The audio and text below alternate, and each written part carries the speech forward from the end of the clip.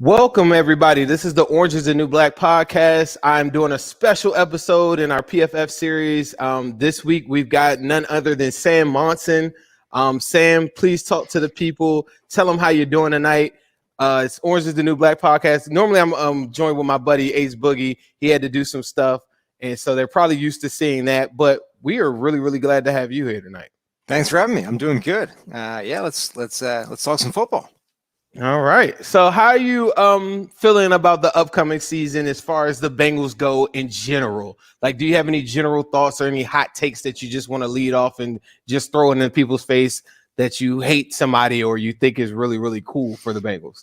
No, nothing crazy. I just think that, it's an exciting time for the Bengals because of Joe Burrow and now Jamar Chase and what those guys can do. And obviously the big thing we all want to see is that Joe Burrow comes back 100%, and he looks like the guy that he was before that knee injury took him out. I think obviously the last thing any of us want to see is Burrow comes back and he's not quite the same guy, or you see any kind of lingering holdover effect from that knee injury because, it wasn't just like a routine knee injury, like Tom Brady apparently now played the Super Bowl with a torn MCL, and nobody expects Tom Brady to be any different now. I mean, he was good in the Super Bowl, right, with playing on the injury, but Joe Burrow's injury, like, that was severe. It was multiple things. It was a major knee injury of the kind that can, cause lingering problems, but let's hope they don't, because Burrow, I thought, was really encouraging year one. And now you pair him up with a guy who he had this incredible connection with in college. And, just on paper, that could be a phenomenal, a phenomenal hookup with those two guys. Just these deep passes from Burrow to Jamar Chase again. Those are so good at LSU. I'm excited to see that again. Right. And the same thing for us. And I say us, I'm talking Who Dey Nation. For the most part, we developed a series on this channel here. It got really, really popular, picked up a lot of traction. It was called The Civil War, where we picked Panay versus Jamar Chase. I was on Team Chase. My partner was Panay. If you were in the Bengals draft room and you were sitting there at the time, based off of what you just said, Burrow's injury, different things of that magnitude, what's the direction that you would go? And does that have anything to do with the impact of the position? It's funny because everybody was like staunchly on one side or the other, right? There were like battle lines drawn and you were either Chase or you were Sewell. And, there was no like détente between them. It was one or the other. And I could see the argument either way. And honestly, I think that none of us are smart enough to be able to weigh all of the various elements involved in that decision accurately, right? Because it isn't just, do you fix the offensive line or do you fix the receiver group? Because you're going to get a chance to come back in the second, third round and address the other position. For the offensive line, it isn't just one, guy fixing the whole unit. You need to fix most of the offensive line, right? So it's not just does Sewell fix it? It's how much does just grabbing one guy, address the offensive line, or how much does adding the fact that Joe Burrow now has a receiver that he has confidence in, that he can put the ball in the air sooner. And Burrow, year one, held onto the ball a little bit longer than he should. And that's the thing that all young quarterbacks tend to struggle with. So how much is he going to improve that, right? How much is that part going to improve? So there's just all these different facets. And anybody coming down and saying it's definitely this, there's no argument for the other side, I think is crazy. And I think that's both sides, right? Right. So if I was the guy making the decision in the Bengals war room, I probably would have lent Jamar Chase, but I would have been on the fence. It would have been a 50-50 to me. And I would have said, let's almost vote. Let's get a consensus in the room. And if we come down 60-40 the other way, Panay Sewell versus Chase, I'm okay moving in that direction. I think it's a toss-up. I tweeted at the time that, the Bengals made the right choice going with Jamar Chase over Panay Sewell, but they would have made the right choice if they'd gone with Panay Sewell over Jamar Chase. I just don't think you can. I don't think there was a wrong call. I think either one addresses an area of need, and you were well in position to come back in the second and third round and address the other spot. So either way works. I guess the argument would be is, okay, you could have something wrong if the impact player in the second round, or because they wouldn't have Bengals, I guess in our history, they don't have a history of trading up, right? So Sure. whatever will fall to them in the second round, the argument would be like you're looking at a Rashard Bateman, or you're looking at on the other side of the fence, you're looking at a Wyatt Davis, or you're looking at these guys like that. The biggest argument that I would have is that Jamar Chase is marginally better than the wide receivers that were coming there in the second round. Do you think it was that big of a gap, or do you feel like it was just like he was better, but he's tier A, but there's a tier B with Rashard Bateman, what's the kid that went to the Elijah Moore, like guys like that?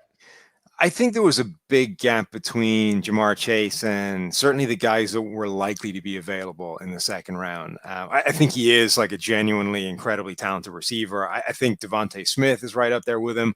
But to me, those two guys were head and shoulders above anybody else in this class. I really like Bateman as well. I think if you were, looking for a tier 2 guy, if you like, he would be like the next one that I would take in terms of a well-rounded, complete skill set. But obviously he didn't make it that far, right? Other teams thought the same thing. So yeah, it was always going to be a risk in terms of what you're left with at the other position that you don't address. But the thing about receiver, I think, is that, we've seen the last couple of years, it's getting easier and easier to find receivers that are really good. And even guys that, we might not think are up there with a Jamar Chase, or last year with a CeeDee Lamb, or whoever it is going at the top. Guys like Chase Claypool come in the middle rounds and suddenly look like one of the best receivers out there. Justin Jefferson was, I think, the 5th wide receiver off the board, set rookie records that, broke Randy Moss's rookie records. Like, those are the kind of things that are happening to these guys that don't look like the superstar prospects that are going at the top of the draft. Whereas, I don't want to say that offensive tackle is a safe pick, but I think teams probably are a little bit better at kind of identifying the difference between, a surefire first round guy and somebody who's going in the mid rounds who, maybe has the physical tools to do some of this stuff, but is not anywhere near the polished prospect those guys are. So I think if the argument is, what's the drop off like at this position when you get into the mid rounds, I think you would lean tackle.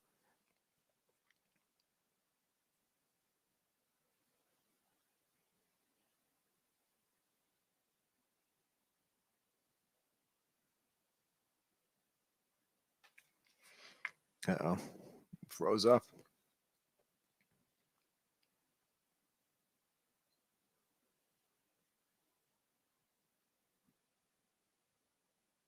Nope, we back. Okay, now I can't hear you. Are you muted? There we go. Yeah. No, but I'm saying I feel like we're back.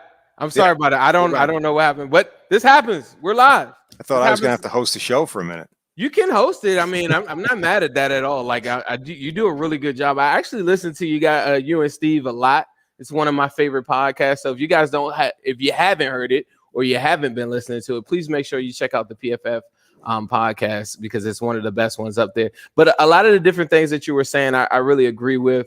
I think for me moving forward, I just didn't see, and I think this is one of the things that we asked PFF Eager, Eric. I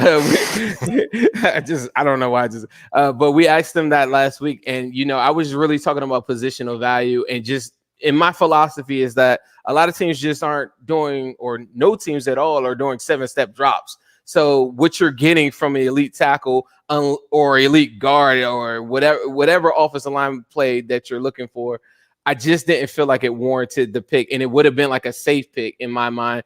But for most fans, they're looking at, like you said, you let off in the show, Burrow's had a major injury. They're like, hey, how can we keep him uninjured? And that's a big concern for me too. So there's an argument, I guess, for all of that. Yeah, but I think, the thing about that is that one guy isn't fixing that, right? Like to keep Burrow upright, you need 5 guys that aren't a problem. And Sewell's going to make a big difference. Like, he's going to affect that, but he isn't going to fix it. So The issue with that is that, Cincinnati's offensive line last year was one of the worst in the NFL. They need to take big steps across the board. And, you can make an argument that, hey, you get Sewell in, Jonah Williams, takes a step forward next year, and all of a sudden you're getting sort of 2-3 players in an offensive line. Then it's easier to patch up 2 problem spots rather than 5. But yeah, like I think that's the strongest argument against Penei Sewell, is that, there was this graphic that went around, like a meme that was, what happens if you have a wider, Yeah, if you get chased and not Sewell, then Joe Burrow's getting killed, or I hated whatever. that graphic. Right. I hated that graphic. And it's like, yeah, that's only if it's a one-on-one pass rush versus like offensive lineman thing. The problem is, like, you can have Sewell, and then the other four guys are the other reason he's getting killed, and exactly the same thing is happening. So it was never quite that simple. That was always my problem with the whole argument.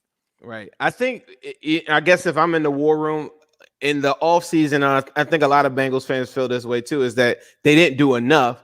So one of my theories is that they put a lot of pressure on Jackson Carman, like day one, to play out of position and go play at the right guard spot, is where they're slating him already before the season has even started. So for me, I would have liked to see him do a lot more. And then that graphic really looks silly because now we're looking at depth and you're actually looking at a guy that's actually played the position.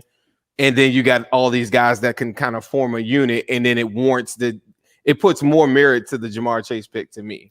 I guess moving along with that or whatever, for a team like we're talking about the Steelers earlier, or me and my partner were talking about the Steelers earlier, for them to come into this season and now they're looking at a situation that we just came from, where you're now looking at all these moving pieces and potentially one of the worst lines in the offensive line. I mean, in the NFL. Do you feel as though that the drop off or their line on paper is really that bad, or is it people kind of overselling that right now? I mean, I think it's pretty bad. On paper, they've got like one player that's played any kind of extensive time, one more player who's played a little bit and looked kind of good doing it, and then a bunch of question marks. And anytime you're changing that many guys on the offensive line, you're just almost certainly going to struggle next year, because it's really hard. There's an offensive line, shortage in the NFL, and most teams don't have good offensive lines. When you all of a sudden have to find 4 or 5 guys to plug in, the chances of you hitting on all 5 of them, all 4 of them, it's just so small. Like we saw this with the Jets, last year. They threw a ton of bodies at that offensive line, and we were making the point all offseason. Jets fans were like, sweet, our offensive line's fixed. We've done it. We added all these guys. We added, Mekhi Becton in the draft. We added these free agents. It's done. Like it's better. They're like, yeah, but the chance of all those guys being above average year one is really small. And, maybe 1 or 2 of the guys will work out, but 2 or, the other 2 won't. And then you've got half a good offensive line. And that's what happened, right? Mekhi Becton, I think, was better than we thought he would be, but the other guys weren't. Connor McGovern didn't play well. Like you still didn't fix the offensive line. Right. So I think that's part of the problem with Pittsburgh, is there's just too many guys they need to replace. And not all of it was their fault. Marquise Pouncey retires. David DeCastro was going to be injured anyway and wasn't going to be able to play. So they didn't really have a choice there. But I think just by default, there's a really small chance of that offensive line being anything other than a problem. And, Ben Roethlisberger has probably never needed the line more than he does right now, because of his, how old he is and the fact that he isn't pushing the ball down the field as much as he used to anymore. So, yeah, on paper, that offensive line looks like a major problem for the entire offense as a whole, and the thing that's going to prevent them, taking a step forward from last year. And it's crazy the way you set that up too. Is like, I feel like the strategy that they went with is kind of similar to what the Buffalo Bills did the year prior. It's like, go get like 8 guys, like mid-tier guys, Ty Nsekhe, all these guys like that, put them all together, and then just have a battle royale. And for me, that was one of the things that I was pushing a lot for this offseason. So for them not to do it, I feel like they're putting themselves, as a Bengals fan, like against another kind of crazy hole where everything really has to work. And if they don't really have like the depth pieces that I would like to see, I guess, to fill that in. Is that like a common thing that you see around the league? Like, how many teams? I put this on Twitter one day. I said that I think the Bengals on paper, or just going off of PFF, I talk to Evan a lot too. That's my guy. Probably tackle wise, probably the 14th ranked tackle tandem in the NFL. Offensive line, I said we looked at every single offensive line. I said they're probably about the 22nd, maybe 18th ranked offensive line in the National Football League. Then a lot of people say, well, you're being a homer and stuff like that. I just wanted to give you or you were talking about like how offensive line play is looking around the NFL currently right now. How many teams on paper do you feel super confident come in with a starting 5 right now, offensive line play, that you feel really good about? That's the thing. There just aren't many of them. And like, everybody thinks that their offensive line is either way better or way worse than it actually is. But when you look, and this is why, when you get the AAF or the XFL, you get one of these other leagues spool up. And a lot of the reason that the play just isn't good enough is because the offensive lines are terrible, right? Like there's not enough good offensive linemen for the NFL, let alone for a second league that's trying to develop and just get viable play. And ultimately, like the offensive line is the thing that lets everybody else look good. So you might have a ton of receiver talent in one of these developmental leagues, but you're never going to see much of it because the quarterback is running for his life the entire time and they just don't have a shot to thrive. So yeah, I think Cincinnati are they're not going to take a step from where they were last year to being like a top offensive line. They don't have to. Like their job is not to get great on the offensive line. It's just to get viable and to be like to have the line not be a problem and not be the reason that Joe Burrow goes down in week 12 next year. And I think they've taken some steps there. I'm with you. I think they could have done some more and they could have thrown some more bodies at it. And like the reason that is smart is, look, it's probably going to work out like it went with the Jets, right? You're going to throw 5-6 guys at it and 3 of them will work out. But if you only throw 1 or 2 guys at it and it doesn't work out, now you've done nothing. Like now you didn't even get better. So you have to throw resources at it and, play the odds, play the fact that a lot of these guys are not going to work out. And it's better to kind of overcommit. And worst case scenario, you throw all these resources at it, you bring in 6 guys, and all of them work out, and now you have the better offensive line depth than anybody else in the NFL. And if somebody goes down, it's not a problem because you suddenly have guys that can come off the bench. Like that's the worst thing that could happen if you do like throw all these resources at it. If you don't do that and you miss on the guys that you're bringing in, now you've not only did you kind of waste the resources, but you haven't actually fixed the problem you set out to fix. I agree 100%. And I guess let's move along because I know I spent a lot of time on offensive line, but it was a lot of people early in the day was like, man, talk to them about offensive line. So because I told a couple people, hey, I'm gonna be talking to Sam. You guys got any questions? So a lot of people actually had some really good questions about offensive line. So I'm glad you touched on that. I got to ask you the same thing. I put this out last week on Twitter too, and this is a common thing that we talk about too as Bengals fans, because for me, I'm a fan, so I like to champion the things that I think we do best. To me, I feel as though at the very least, we are a top 5 wide receiver trio or wide receiver corps. When I came out with a ranking system, I had us listed at second, and most of it is only because of the players that we have in the prime of their career at the age they're at, and a lot of Jamar Chase ascending, and then also factoring in what Auden Tate can do if he were thrust into play. And we've seen that with him having Ryan Finley play, and he still has 600 yards as a 4th option. Most teams, and this is what I bring to anybody that will listen to my argument, is that anybody that you could say that probably would be better than that, with the exception of the Tampa Bay Buccaneers, right? Because they're the one that just have like this extreme package to me of just all types of wide receivers, right? Any other tandem that you could bring to my attention that you feel as though is better, they're either going to have an like an older superstar, or they're going to have a guy that's battled injury or coming off a PED or something like that. So with that being said, give me your top 5 wide receiver corps. Yeah, I mean, I think obviously Tampa Bay would be one of them. I think Dallas would be another one that's right there. The trio they put out with Amari Cooper, Michael Gallup, CeeDee Lamb now. I think that's as good as anybody in the NFL, 1 to 3. I think Buffalo is still right out there, even though they lost John Brown. Bringing in Emmanuel Sanders, I think, is a smart move for them. I like what they have.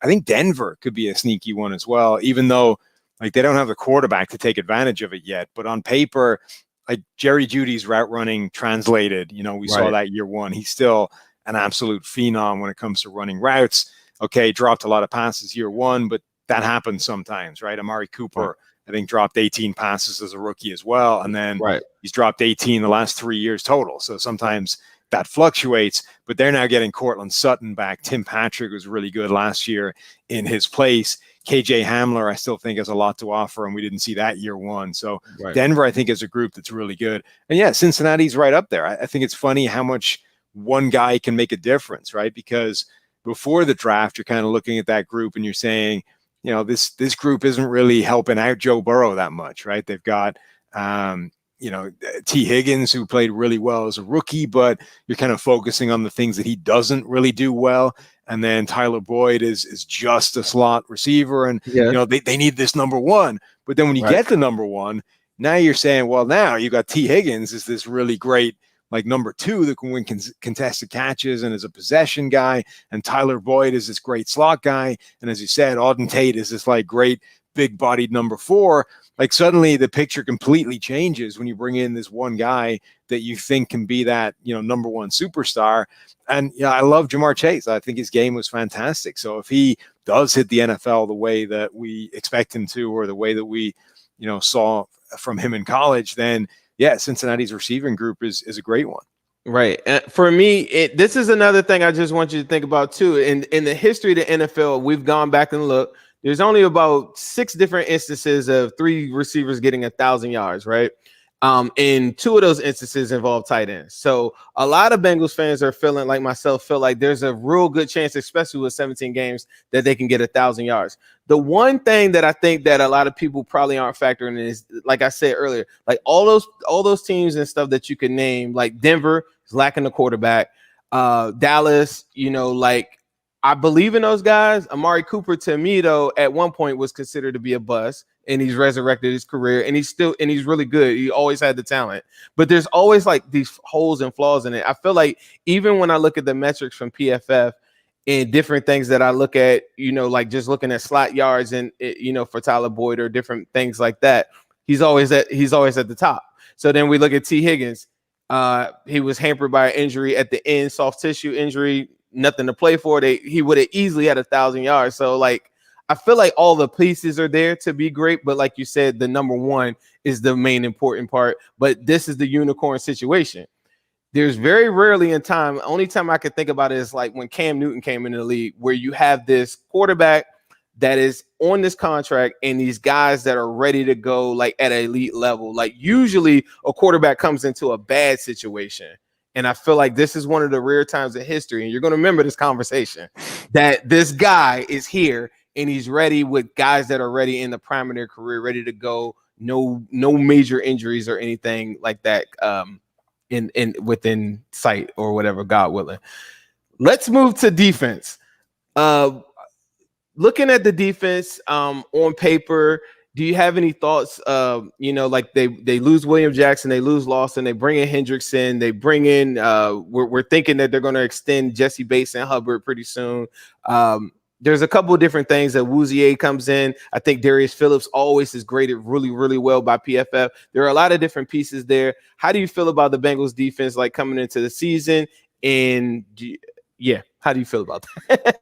Yeah, I mean, I think the defense is still a work in progress. They've made a couple of moves that I think are maybe lateral moves, maybe even slight steps in the wrong direction. William Jackson leaving and replacing him with a guy who's probably not going to be as good as William Jackson. Carl Lawson, I think Trey Hendrickson is probably a slight downgrade over Carl Lawson, even though he had better sack totals a year ago, like the pressure rate, those kinds of things weren't quite as good. So, it's not like Trey Hendrickson's a bad player, but it's probably a slight step in the wrong direction compared with Lawson. The good news Mike is Hilton. Yeah, Mike Hilton, I think, is a really good move. I think he's been one of the better slot corners of the last few years. So there's talent there. There are pieces on that defense that are very good, and that they have been kind of for a while. I think they've had a decent amount of talent on this unit. They just haven't kind of put it all together yet. So, I think ultimately defense in today's NFL, like, it's nice to have, but it's not going to be the thing that propels you, leaps and bounds in the right direction. The Bengals season is going to be all about what happens with Joe Burrow and Jamar Chase, and the defense, just needs to kind of take steps in the right direction and hold up its end of the bargain. I think it's capable of doing that. We just have to see if all those pieces can come together.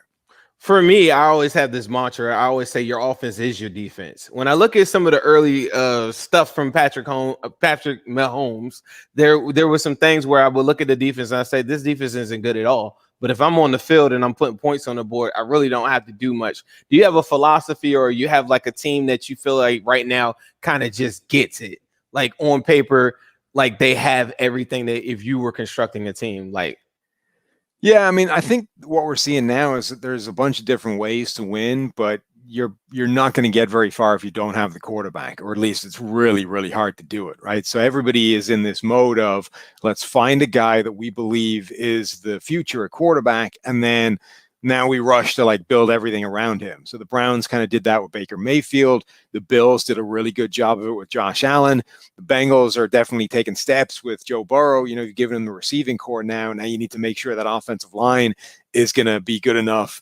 The Chiefs with Mahomes have done it in an interesting way. And because Mahomes in the offense is so good there, like they didn't need a good defense. They just needed the defense to stop being like the worst in the NFL, which it was like right at the start of his career. You know, they brought in, you know, Steve Spagnuolo, and they've sort of changed things schematically as much as they have with personnel. And now the Chiefs defense is just, it's okay, right? It's average. And average when you've got Mahomes as your quarterback is more than good enough to get you to the Super Bowl every year. So, yeah, I think there's a bunch of different ways. And then you've got, you know, a team like Pittsburgh or the Rams who have like the best defense in the NFL. And they're trying to make the offense just good enough to get there. And the Rams will be interesting this year with Matthew Stafford, you know, potentially bringing this big upgrade to that offense, because that they're, you know, the defense might take a step back from last year with Brandon Staley leaving town, but it should still be really good. Now the question is, can Stafford, you know, propel the offense to where it needs to go? You're a pro, because before this, I say, hey, I got to tie that in. So we just had a show. We were just talking fantasy football on our last show. One of my secret tips that I was telling everybody is like, you know, like I kind of gave people a lot of steps, but one guy that I said is always there that you can probably get in the ninth, 10th round of a PPR 12-man league is Matthew Stafford. You tweeted the other day that you felt as though Stafford was getting like over. I don't want to misquote you. What was the quote that you wrote on Twitter where you were talking about Matthew Stafford? Yeah, it was something like that. The Matthew Stafford hype is just getting out of control, right? Because, you know, ESPN put out their quarterback rankings that are from, you know, executives, coaches, players, and some guy had Matthew Stafford as number 4, like the 4th best quarterback in the NFL. And look, you know, there are people out there that think Stafford is a better quarterback than than I do, but ranking him 4 is just ridiculous. Like, it's just silly. By the mental gymnastics you need to do to get him to 4 is crazy. Now, like, you know, he was 6th, I think, in the rankings overall, and it was up from 8th or something the year before.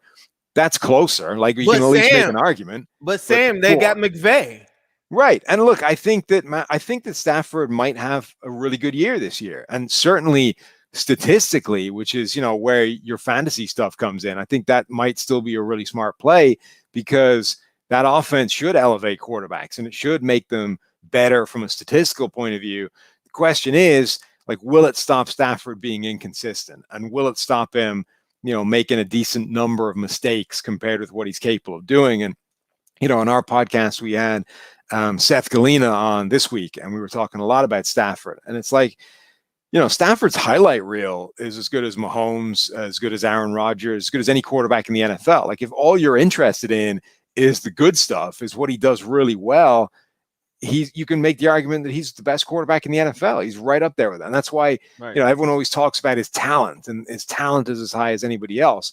But every time you're watching him, you're like, but why isn't this better? Like, why isn't he Mahomes? Why isn't he Aaron Rodgers? And there's always been a group of people that just like dismiss that as, well, it's the Lions, right? It's Detroit's fault. Matthew Stafford is great. The reason he isn't Aaron Rodgers or Mahomes is because he's been playing in Detroit. Right. I just don't think that holds up. Like, he's always had pretty good pass protection. He had Megatron for half his career. Like, he hasn't been let down by the group around him.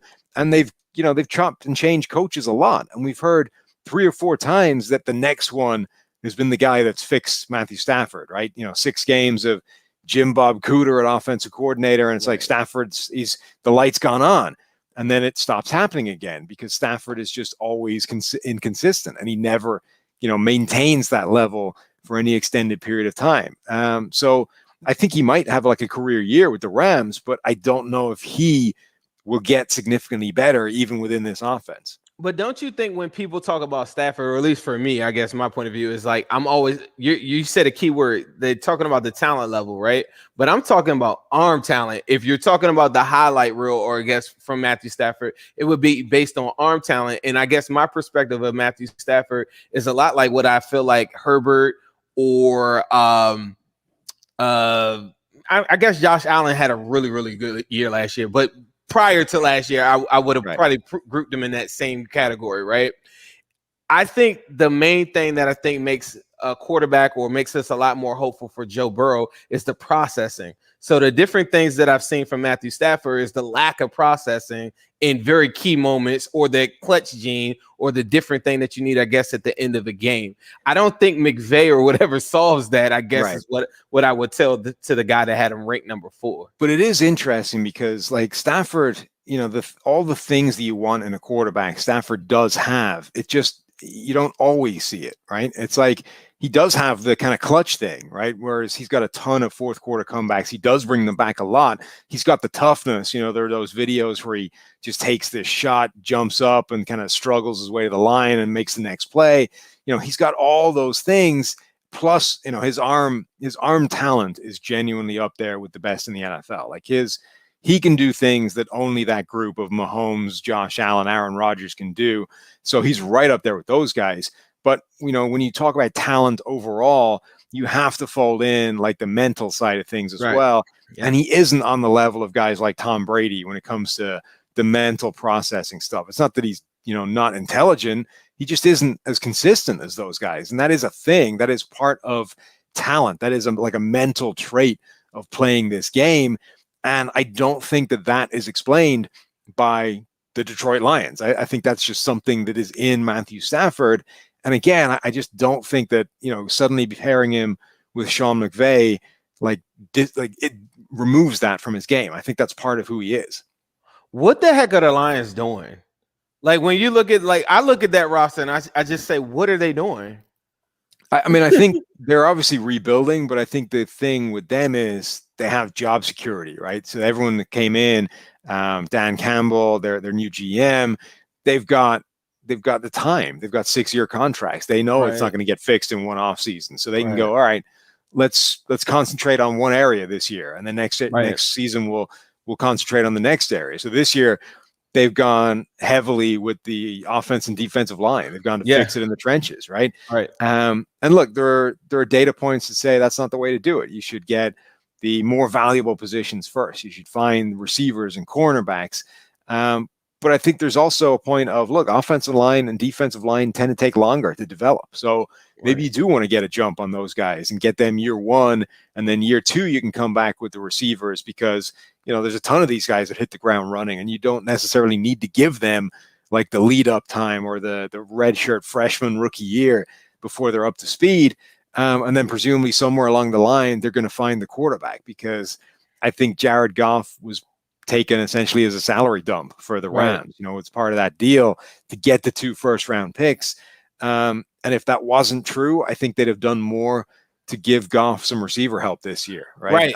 And they haven't. I think that tells you all you need to know. That's what I was saying. It's like, I could get with you talking about like let's fix the trenches and stuff, but to totally ignore the position, to me, like, is a big red flag that, like, that something is not going on. It bodes well for my fantasy, because now TJ Hawkinson is definitely a target of mine. Like, that's another one of my big sleepers. Like, you can get him in the 6th, 7th round in most 12-man leagues, and he's absolutely going to see over 100 targets. He saw 97 last year, right? Yeah. And then, now you put together wide receivers I've never even heard of on, like, the back of the room. I've never even seen those guys. But I think it just tells you that, like, that they know this year is a write-off, right? They're not trying to be as good as they can be this year. They're not giving Jared Goff the weapons he needs to show anything other than, like, Jared Goff is a sacrificial lamb for them this season, right? Jared Goff's out there. He's a quarterback people have heard of, so it won't be like a total mutiny that it might have been if they'd been, hey, David Blau is the starting quarterback this year. There'd have been a riot. Jared Goff's at least a big enough name that, you're not going to have a complete disaster on your hands, but like, he doesn't have a chance to win because he's got nobody to throw to. You're right. Hawkinson's the only guy that he's going to have any degree of like comfort level with. Right. So, they're going to try and blood the offense and the defensive line. And then next offseason, they're probably going to be in a good position to grab, a Spencer Rattler or whoever it is at the top of the draft and get the quarterback and the receivers. Right. I got you. I guess before I let you head out of here, you've been very, very generous with your time. If you guys are late to the pod, just make sure you follow Sam at PFF_Sam. Is that correct? That's correct, yep, right? Got it. Okay. One thing I wanted to ask you though, from a fantasy perspective, because we got into that a little bit with Stafford. Are there some guys that you feel as though are super underrated and some guys that are super overrated approaching fantasy football this year for somebody watching for their team? Yeah, it's tough. I think that, Emmanuel Sanders going to Buffalo is a really interesting one. I think you're just an Emmanuel Sanders fan. I am. I like Emmanuel Sanders, but I also think, look, somebody has got to pick up the role that John Brown left in that offense, right? Which is like the deep threat. I think people are pegging it to be Gabriel Davis, who looked good last year. But when they swapped out John Brown and Gabriel Davis, it wasn't quite the same. Like Gabriel Davis doesn't have exactly the same skill set as John Brown, but Emmanuel Sanders can win like at all levels of the defense. And he might not be great at any of them, but I think he's going to work his way into that system and be like an important part of that offense. And that offense is going to air the ball out. Like they pass more than anybody else in, neutral situations, 1st and 10, that kind of thing. So yeah, like he is going to be, I think, an interesting sleeper, particularly, certain weeks. I think you're going to find Emmanuel Sanders going off and it'll catch people by surprise. Emmanuel Sanders. I guess for me, he burnt me so many times in fantasy football. Like I have like, oh Lord. Okay. Other than that, I just want to say thank you very much for coming on the pod today. Like again, I said my partner Ace, he couldn't be with us today, but he's definitely watching him. I saw him in the comments a couple of times. Please tell everybody where they can check your stuff out at right now if they didn't hear it throughout the show.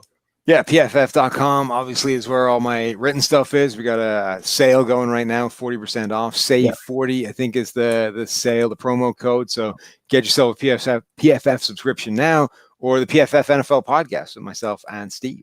Yes, if you want to argue with people like I do online all day, you're going to need PFF subscription. Trust me, you're going to need to pull up some numbers because there's going to be somebody that's going to be saying, I don't believe you. And that's where you're going to pull it up. I want to make sure whenever you come to Cincy, we are one of our sponsors of the show, Midwest Barbecue. If you ever come to Cincy, you're going to have to come to the office. You're going to have to do something there. Come to Midwest Barbecue, best barbecue in town, best chicken. Also check out me at zimhude.com. This is Burrow Babies. I want you to tell anybody that you know that's a Bengals fan, because I know that you probably don't believe in us all the way yet, but this is the start of a new day for you, Sam. I want you to know that this is a day you'll never forget. You came on this guy's podcast. It was kind of crazy, and he told me Burrow's about to light the league up. This is a whole lot of orange coming your way. Thank you very much. You have a great day. Love you guys at PFF and continue to do great work. This is it. I'm going to leave you guys with a yes, sir, ski.